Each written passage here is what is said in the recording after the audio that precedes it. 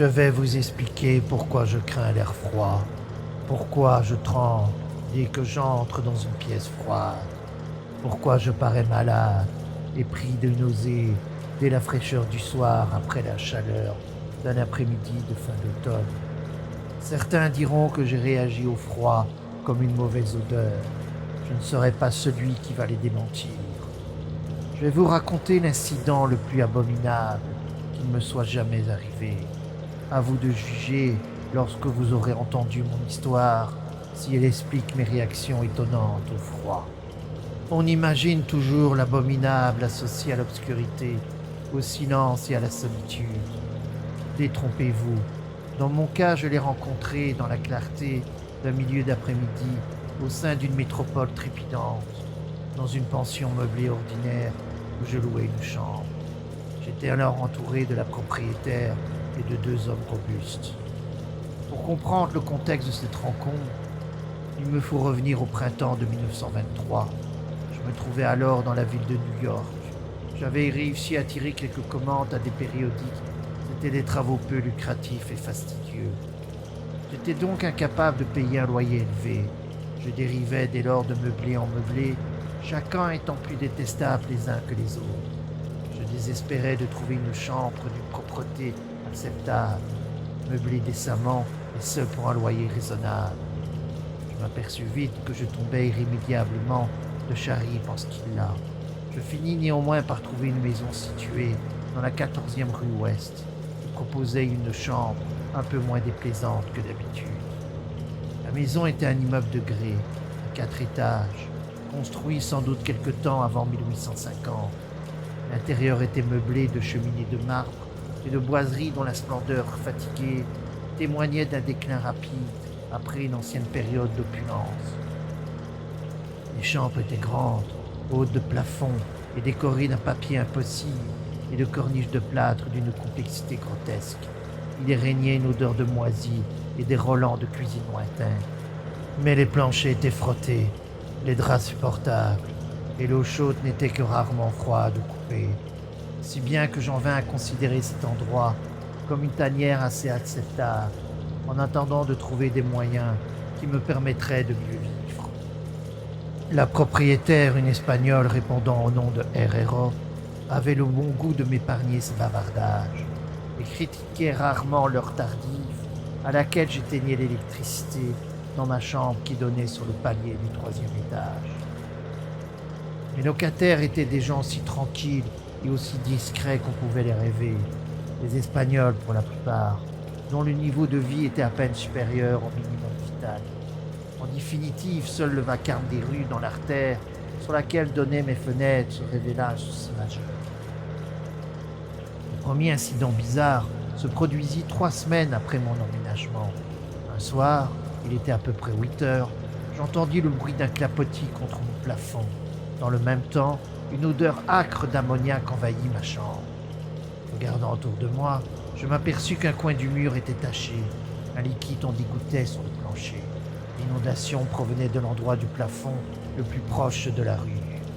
Soucieux de prendre le mal à sa racine, je me précipitai en bas pour avertir la propriétaire. Elle m'assura que les choses seraient vite remises en ordre. « C'est le docteur Menot, s'expliqua-t-elle en escaladant l'escalier devant moi. Il a dû renverser ses drogues. Il est trop malade pour pouvoir se soigner. Il devient même de plus en plus malade. Mais il ne veut pas qu'on l'aide. Sa maladie entraîne chez lui des comportements bizarres. Toute la journée, il prend des bains avec des odeurs étranges. Il ne faut pas qu'il s'agite ou qu'il ait chaud. Il fait tout son ménage tout seul. Sa petite chambre est pleine de bouteilles et de machines. Il n'exerce plus la médecine. Il était célèbre autrefois. D'ailleurs, mon père avait entendu parler de lui à Barcelone. Encore récemment, il a arrangé le bras du plombier.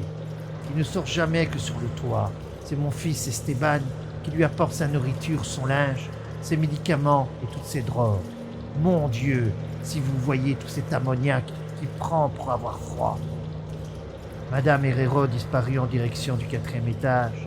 Quant à moi, je me retirai dans ma chambre.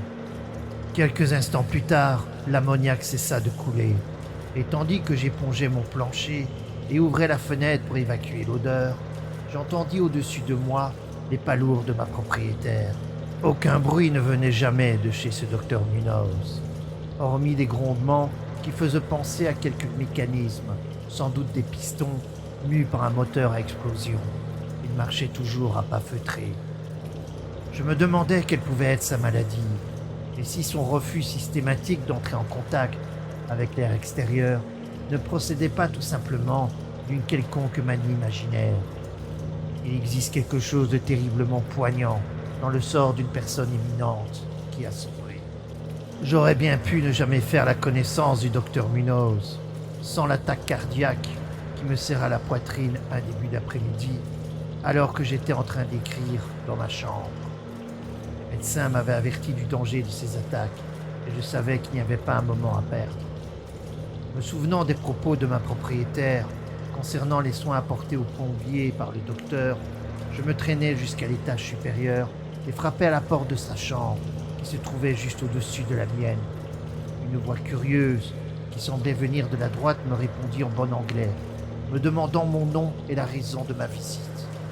Après avoir répondu à ces questions, la porte contiguë à celle où j'avais frappé s'ouvrit. Aussitôt un souffle d'air froid me gifla le visage.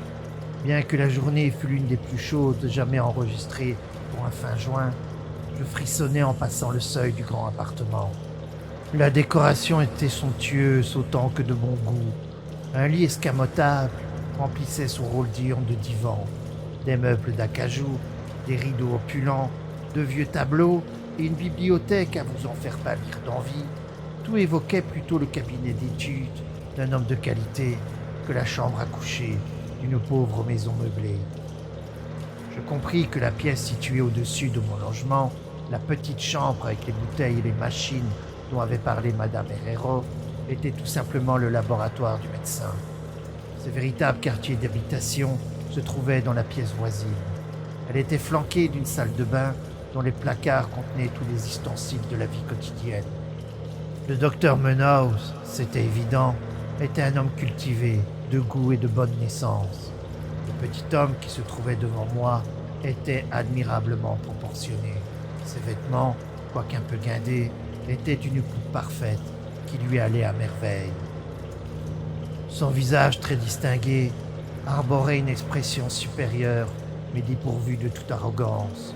Son collier de barbe était coupé court et de couleur gris-fer. Un pince-nez, encadré par des yeux sombres et vivants, surmontait un nez aquilin. Les cheveux épais, bien coiffés, attestaient les visites régulières d'un coiffeur, séparés par une raie impeccable au-dessus d'un front puissant. Il se dégageait de lui l'impression d'une intelligence rare et d'une nature bien supérieure à la moyenne. Pourtant, dès la première vision que j'eus du docteur Munoz au sein de cette atmosphère glacée, j'éprouvai une répugnance que rien dans l'aspect de mon hôte ne pouvait justifier. Seuls les reflets livides de son teint et la froideur de sa main pouvaient donner un fondement physique à ce sentiment, ce qui pouvait très bien s'expliquer en me souvenant que cet homme était malade. C'était peut-être ce froid bizarre qui provoquait cette impression. La température, en effet, était bien en dessous de la normale pour une journée aussi chaude. Or, tout ce qui est anormal a tendance à susciter de l'aversion, de la méfiance et de la crainte. Mais j'oubliais vite mes réticences en admirant l'extrême habileté de cet étrange médecin, et ce même si ses mains, tremblantes et glacées, semblaient parfaitement mortes. Il comprit immédiatement ce dont j'avais besoin et m'administra ses soins avec la suprême dextérité d'un grand maître.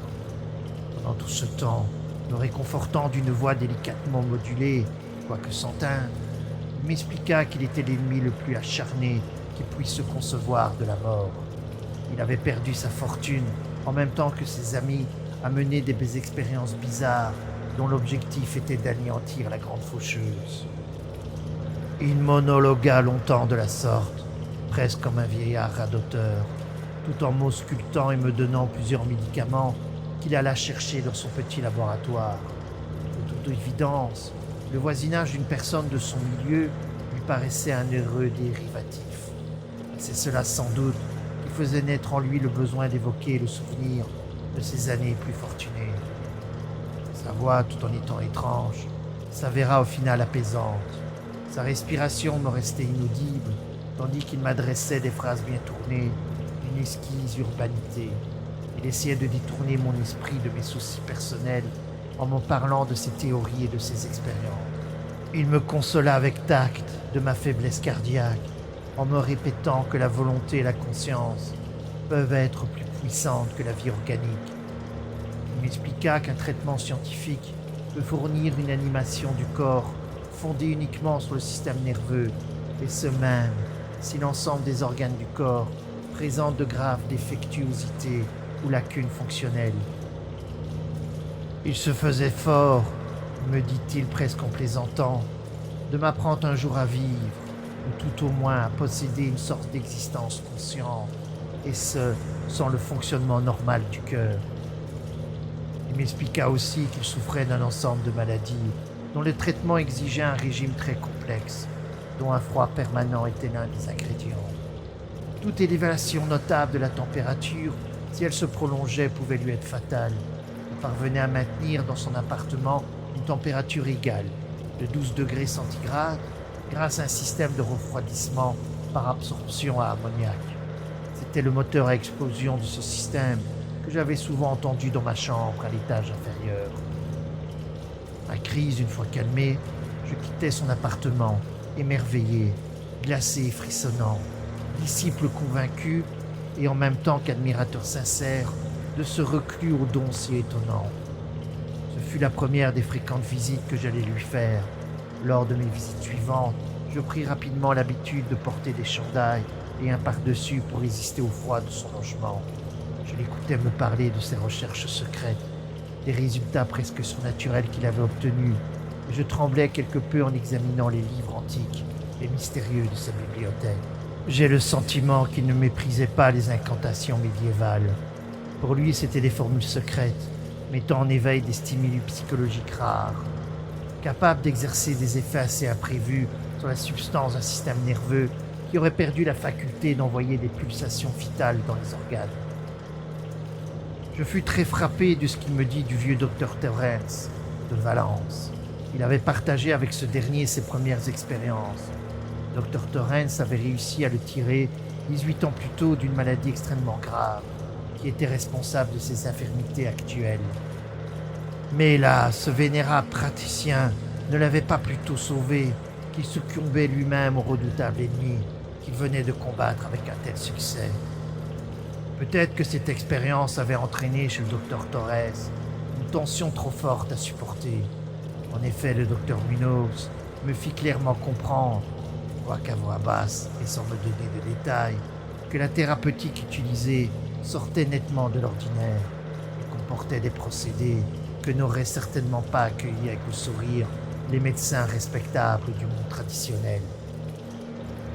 Alors que les semaines passaient, je remarquai avec tristesse que mon nouvel ami régressait physiquement, lentement, mais irrémédiablement. Les nuances livides de son teint s'accentuaient, sa voix devenait toujours plus caverneuse et indistincte. Ses mouvements musculaires étaient de moins en moins bien coordonnés. Son esprit, sa volonté témoignaient d'une résistance et d'un esprit d'initiative qui allait sans cesse décroissant. Aucun des détails de ce lent et si triste processus de vieillissement ne semblait lui échapper à lui non plus. Peu à peu, son expression, sa conversation même, se chargèrent d'une amère ironie qui fit revivre en moi un sentiment rappelant la subite répulsion que j'avais éprouvée à son égard la première fois que je l'avais vu. Il lui venait soudain de bizarres caprices. Il se découvrait un amour insolite pour les épices exotiques et l'encens égyptien, à un tel point qu'au bout de peu de temps, sa chambre évoquait le sépulcre souterrain de quelques pharaons dans la vallée des rois. Cependant, il lui fallait toujours plus d'air froid. Avec mon aide, il étendit le réseau de tubes à refroidissement dans sa chambre.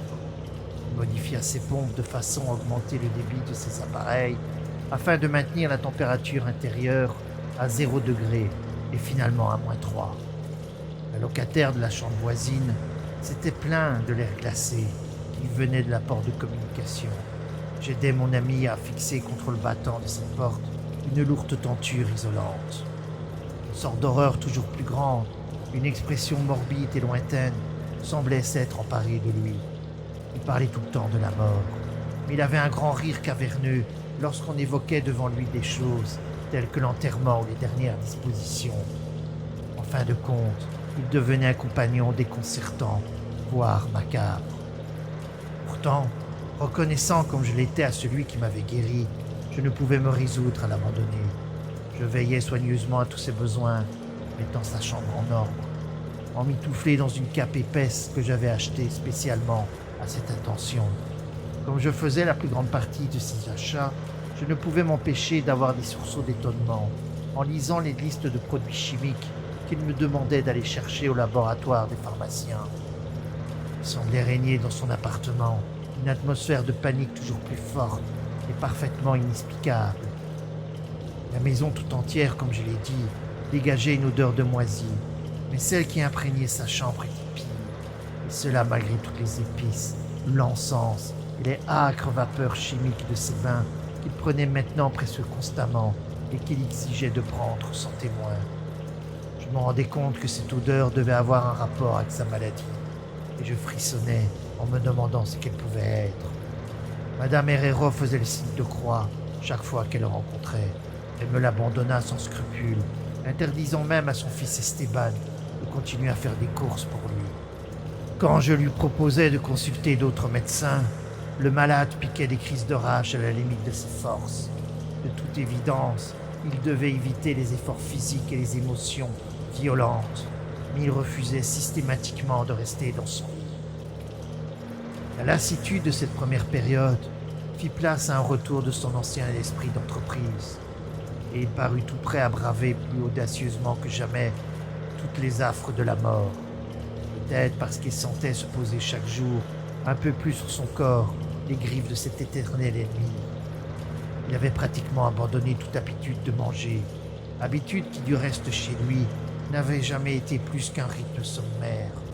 Seule sa puissance mentale semblait l'empêcher de sombrer dans l'écroulement total. Puis, il se mit à rédiger des heures durant de longs documents qu'il scellait soigneusement. Il me recommandait ensuite, avec 1000 détails, de les transmettre après sa mort à un certain nombre de personnes dont il me donna les noms. Pour la plupart, c'étaient des lettrés des Indes occidentales. Mais il y avait aussi dans sa liste un médecin français, célèbre autrefois, et que je croyais mort depuis longtemps, et au sujet duquel avaient couru les bruits les plus fantastiques. Au final, je brûlais tous ces papiers sans les envoyer ni les ouvrir. L'aspect et la voix de mon ami devenaient véritablement effrayants, et sa présence insupportable. Un jour de ces temps, un homme qui était venu réparer la lampe de son bureau l'aperçut à l'improviste et tomba en crise d'épilepsie. Crise que mon ami, du reste, soigna d'une manière extraordinaire, me donnant ses instructions tandis que lui-même restait invisible. Ce malade, chose brisard, avait connu toutes les terreurs de la Grande Guerre sans jamais avoir été victime d'une telle attaque. Oui, vers le milieu d'octobre, l'horreur des horreurs tomba sur nous avec une brutalité stupéfiante. Une nuit, vers 11 heures, la pompe de l'appareil à compression tomba en panne, et 3 heures plus tard, le système de refroidissement cessa de fonctionner. Le docteur Menos m'appela à grands coups de talon dans mon plafond. Je m'acharnais fébrilement à réparer l'appareil, tandis que mon hôte jurait d'une voix dont la sonorité morte et caquetante défiait toute description. Mes efforts d'amateur n'aboutirent à rien. J'allais chercher le mécanicien d'un garage voisin, ouvert la nuit, mais il me dit qu'on ne pourrait rien faire avant le matin, car il fallait remplacer un piston de la pompe. La rage et la terreur de l'ermite moribond prirent alors des proportions grotesques, mais qui me firent craindre de le voir perdre toutes les ressources physiques qui pouvaient lui rester. Un moment, dans une sorte de crise, il enfouit ses yeux derrière ses mains et se précipita dans la salle de bain. Il en ressortit, tâtonnant, la tête bandée. J'avais vu ses yeux pour la dernière fois. Il faisait maintenant nettement moins froid dans l'appartement. Vers 5 heures, le docteur se retira dans la salle de bain, non sans m'avoir auparavant ordonné de veiller à ce qu'on lui fournît, sans la moindre interruption, toute la glace que l'on pourrait se procurer dans des drugstores ou des cafés ouverts. Au retour de quelques voyages, quand j'ai déposé devant la porte de la salle de bain le résultat de ma quête, je pouvais entendre chaque fois, comme un bruit de barboutement, et une voix toujours plus épaisse, hurlant le même ordre. Encore plus, encore plus. Finalement, le jour qui promettait d'être chaud se leva. Les boutiques s'ouvrirent l'une après l'autre, en désespoir de cause, je demandant à Esteban soit d'aller chercher de la glace, pendant que j'essaierais de trouver un piston, soit d'aller lui-même chercher le piston. Mais obéissant aux instructions de sa mère, il refusa systématiquement de faire quelque chose. En fin de compte, j'engageai un clochard douteux que je rencontrais au coin de la 8e avenue pour veiller à ce que mon patient eût toute la glace qui lui était nécessaire en allant la chercher dans une petite boutique où je le présentais. Cela fait, je partis à la recherche du piston et en même temps à des hommes de métier qui fussent capables de le monter. Tâche interminable. J'étais presque malade de rage en voyant les heures s'écouler dans cette course affolée, dans ces séries de coups de fil inutiles. Je ne pris même pas le temps de manger. Ce fut une course éperdue de boutique en boutique, ici et là, toujours plus loin, en métro ou en taxi. Vers midi néanmoins, je finis par trouver un magasin, au diable bien loin, qui possédait les pièces dont j'avais besoin. Et vers 1h30 cet après-midi-là, je rentrai enfin dans la maison meublée, avec tout l'équipement nécessaire, suivi de 2 mécaniciens robustes et intelligents. J'avais fait tout ce que j'avais pu, et j'espérais qu'il n'était pas trop tard. Mais une terreur noire et sourde régnait dans l'immeuble. La maison était en proie à un tumulte innommable, et au-dessus du vacarme des voix terrorisées, j'entendis un homme qui priait d'une voix de basse. Il y avait des choses redoutables dans l'air, on le sentait, et les locataires murmuraient de bouche à oreille, égrenant leur chapelet. Ils récitaient leurs prières, poussés par l'odeur provenant de la porte du docteur, toujours fermée à clé. Le clochard que j'avais requis s'était enfui en criant, les yeux fous, après avoir rapporté sa 2e provision de glace. Sans doute poussé par une curiosité excessive, il avait voulu voir l'occupant du logement auquel il devait apporter de la glace. Il n'avait naturellement pas fermé derrière lui la porte à clé. Pourtant, maintenant, elle était condamnée de l'intérieur. Aucun son ne provenait plus de l'appartement, à l'exception d'une sorte de bruit de gouttes épaisses et lourdes qui tombaient pesamment et sur la nature desquelles on n'osait pas s'interroger. Après quelques secondes de discussion avec Madame Herrero et les mécaniciens, la crainte me rongeant jusqu'à la moelle des os, je pris la décision d'enfoncer la porte. Mais la propriétaire heureusement trouva le moyen, à l'aide d'un fil de fer, de faire tomber la clé de l'extérieur. Auparavant, nous avions ouvert toutes les portes de toutes les chambres de l'étage et de toutes les fenêtres de la maison. Nous protégeant le nez avec des mouchoirs, tremblants, nous pénétrâmes enfin dans cette pièce maudite, orientée au sud, où brillait le chaud soleil du début de l'après-midi. Une sorte de traînée sombre et graisseuse passait sous la porte de la salle de bain entr'ouverte, allait jusqu'au vestibule et de là au bureau où s'était formée une mare à faire frémir. Quelque chose s'était griffonné au crayon, d'une écriture tremblante, sur un morceau de papier atrocement marbré, comme par les griffes elles-mêmes qui avaient tracé ces derniers mots dans l'urgence du désespoir. De là, la piste menait au lit, où elle mourait d'une façon que je ne saurais dire. Ce qui se trouvait, ou ce qui s'y était trouvé sur ce lit, je ne peux même pas entreprendre de le décrire. Mais je le compris en m'emparant de ce papier gras, en le lisant avant d'y mettre le feu. Je le devinais au sein de mon intime frayeur, tandis que la propriétaire et les 2 mécaniciens, pris de panique, s'enfuyaient de cet endroit maudit pour aller balbutier d'incohérents récits au commissariat de police. Et les mots nauséeux de ce message me parurent presque impossibles à accepter par ce chaud soleil et dans cette lumière dorée, tandis que l'on entendait le bruit des voitures et des camions et la clameur qui montait de la 14e rue. Pourtant, sur le moment, je crus à la teneur de ce message. Est-ce que je le crois encore maintenant? Franchement, je ne saurais le dire. Il y a des choses à propos desquelles il vaut mieux ne pas réfléchir. Tout ce que je peux affirmer, c'est que je hais l'odeur de l'ammoniac et que je m'évanouis au moindre courant d'air froid. La faim, disait ce griffonnage atroce. La faim est là. Il n'y a plus de glace. L'homme a jeté un coup d'œil à l'intérieur et il s'est sauvé. Il fait plus chaud à chaque minute. Les tissus ne peuvent pas tenir. J'imagine que vous avez compris ce que je voulais dire à propos de la volonté et de la conservation du corps, après que les organes aient cessé de fonctionner. Ce qui était parfait en théorie ne pouvait durer indéfiniment en pratique. Il y a eu une détérioration progressive que je n'avais pas prévue. Le docteur Torres l'avait compris, mais le choc l'a tué. Il ne pouvait supporter ce qu'il avait à faire. Il était contraint de m'enfermer dans un endroit aussi sombre qu'étrange, où il put s'occuper de ma matière et me faire revenir à la vie. Mais les organes refusèrent de se remettre au travail. Je devais assurer ma survie à ma façon, par la voie que je préconisais, la préservation artificielle. Car, comprenez-vous, je suis mort il y a aujourd'hui 18 ans.